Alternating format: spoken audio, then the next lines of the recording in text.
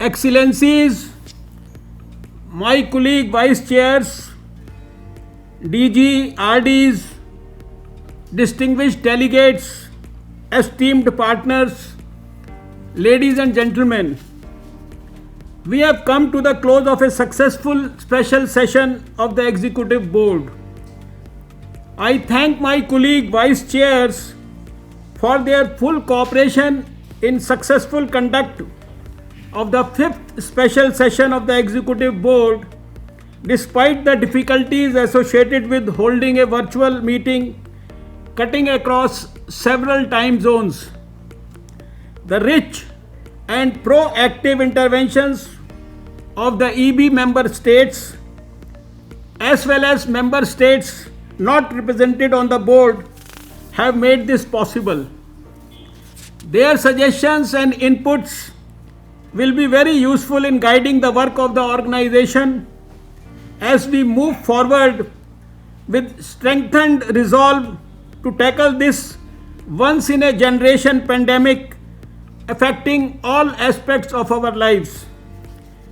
I acknowledge our sister UN agencies, intergovernmental organizations, partners and NSAs for their commitment to support our work and for their keen engagement and participation. Amid the challenges we face, it was a privilege to spend time with all of you and listen to the experiences and best practices being followed worldwide. This was particularly seen during your interventions yesterday on agenda item number 3, covering the update on the implementation of resolution WHA 73.1 on the COVID-19 response. Following an excellent report by the DG, supported by Dr. Mike Ryan, Executive Director of WHO Health Emergencies Program.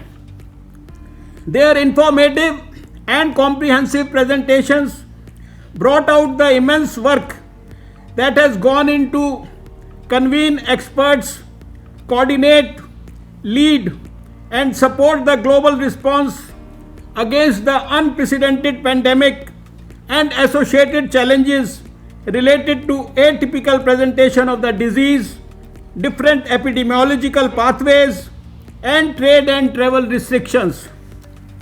Here, let me applaud the WHO staff at all 3 levels, the headquarters, regional and country offices, for their sincerity and dedication. Your work is valued not only by us, but as seen in the trustworthy ratings of the authentic scientific information related to the disease by the general public in all countries.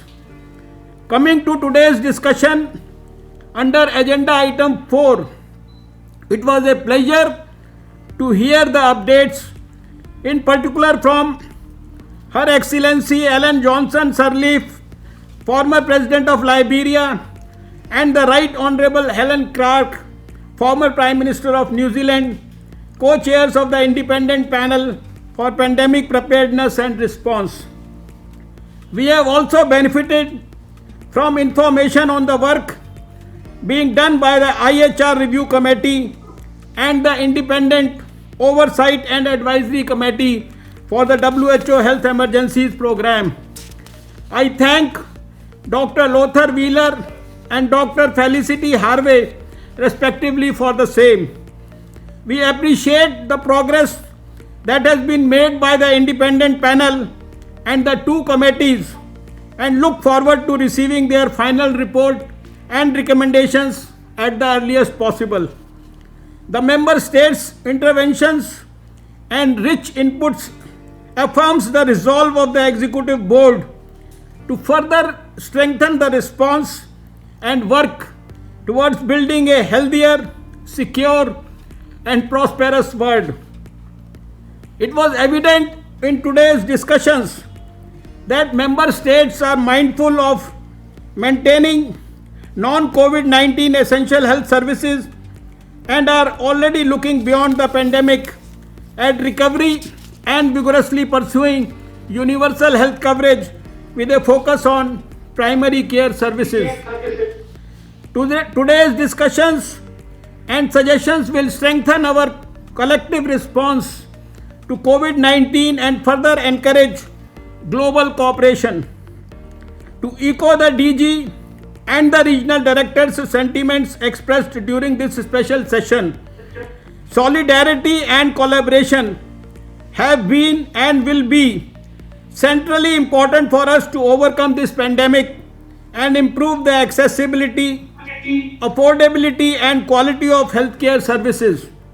In the end, I thank the member states for their participation in the special session and their insightful observations and sharing their experiences. I appreciate DGWHO, regional directors and the secretariat team for the energy and insight they have displayed in the ongoing support to member states, not only in emergency response, but across all programmatic areas. The many non-government and intergovernmental organizations that partner with us enable us to bring in the whole of society approach in health. Finally, our sincere thanks to the translators and the ICT team for the hard work they put in to ensuring this virtual EB session was seamless. Thank you. Thanks once again all of you and namaskar.